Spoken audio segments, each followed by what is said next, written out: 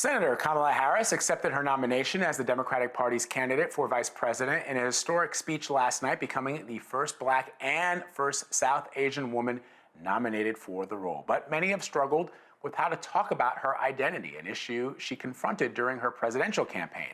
Vox.com editor Nisha Chittal is here to discuss her latest piece. The Kamala Harris identity debate shows how America still struggles to talk about multiracial people.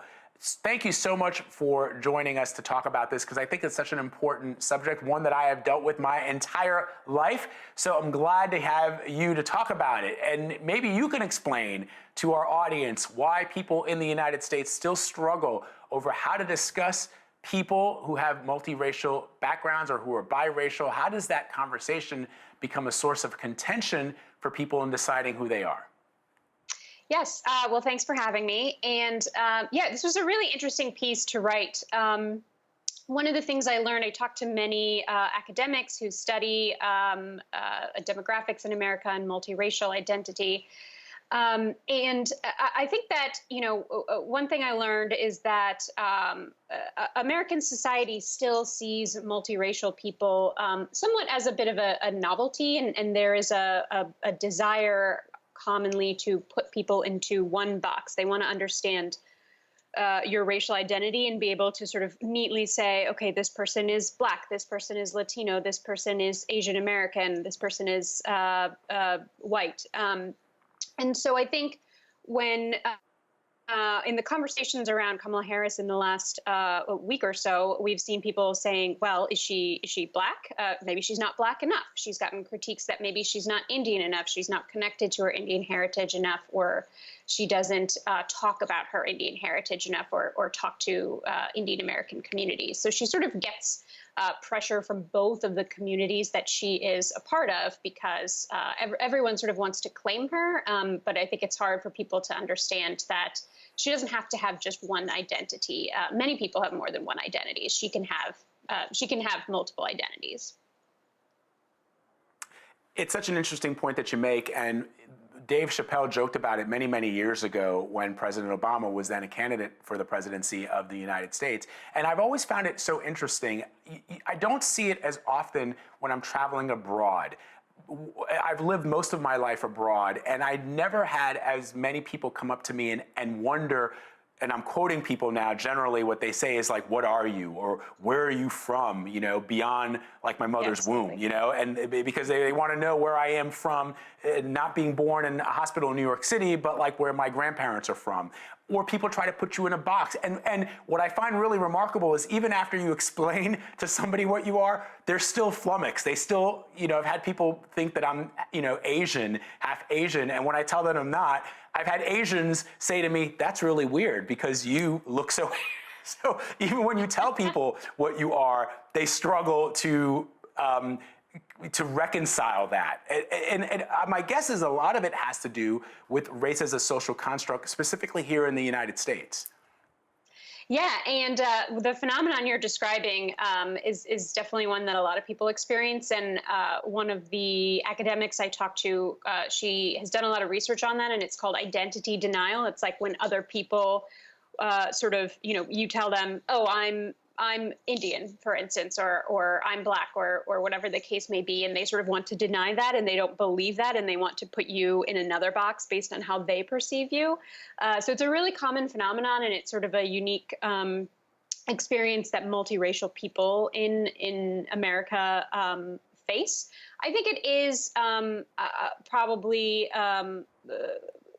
something that is unique to America because we are a country that is so heavily built on immigration and on immigrants. And so there is this like desire to understand, especially if you are, the country is an immigrant nation, but it is still, at the moment, it may not be in the future, but it is still a majority white country. And so if you're not white, people still sort of perceive you as the other, as sort of an outsider who has come here from somewhere else, even if you are born and raised in America and identify as America. There is still a perception that if you're not white, you are from somewhere else. What's remarkable is during her presidential campaign, Senator Harris received criticism for not being black enough, something you mentioned. She's also received criticism for not being Asian or South Asian enough.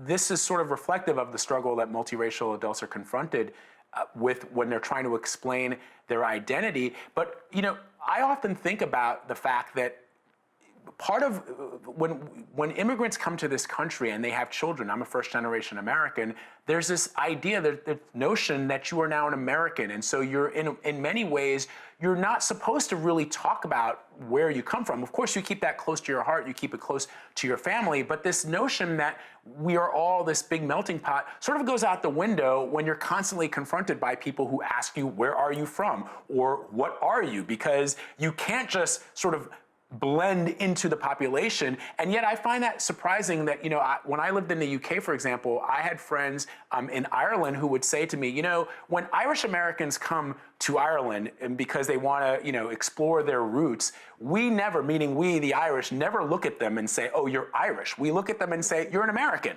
because you've been in America for 300 years. Your connection to Ireland is one that is so far back that it really doesn't lead you to have any significant connection to the country other than your ancestry. Why are you embracing a part of yourself that really is not so much a part of yourself as it is that you are an American citizen and with all of that goes along with it?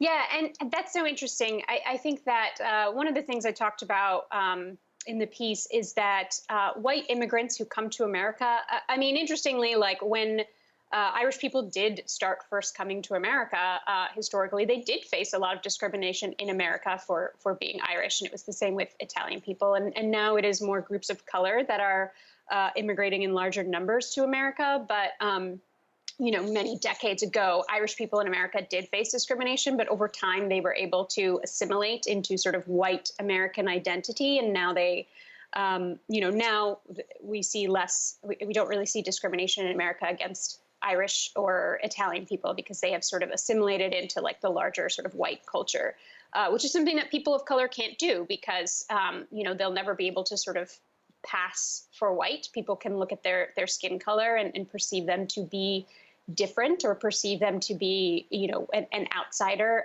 even if they are born and raised here.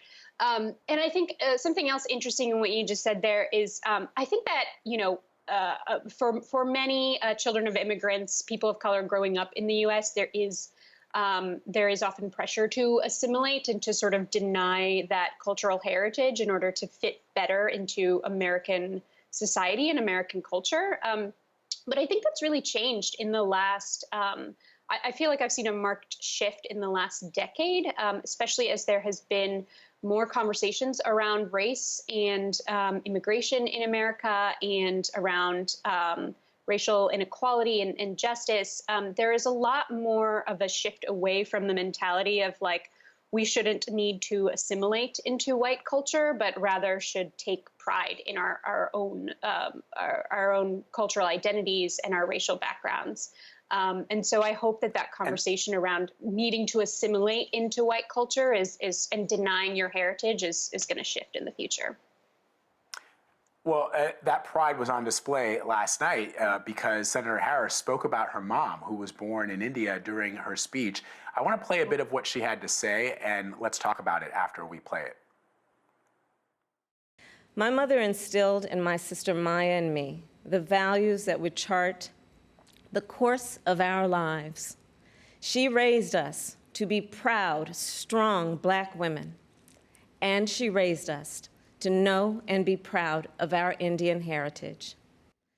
Why was her mother's understanding of how Senator Harris would be perceived by the public influential to how she crafted her identity and her career?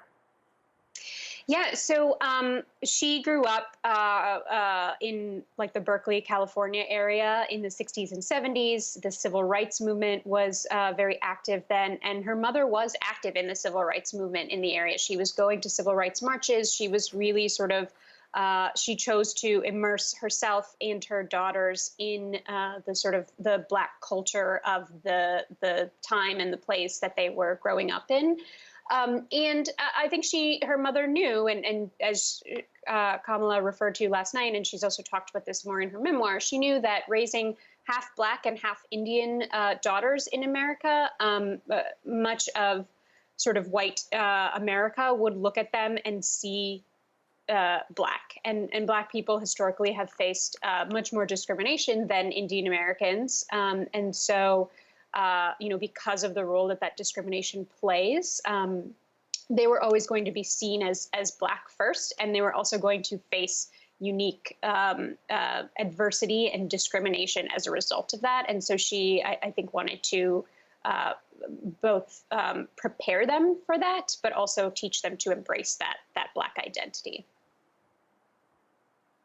Such a fascinating topic, Nisha Chittal. Thank you so much for joining us to talk about it. I urge our viewers to check out your reporting on Vox.com. It's really important. It's an important conversation, and it's one that I think often people struggle to understand. It's really hard. I see some of the things that are posted online and on social media about Senator Harris, and it sort of boggles the mind that people have a hard time grasping who she is and where she's from.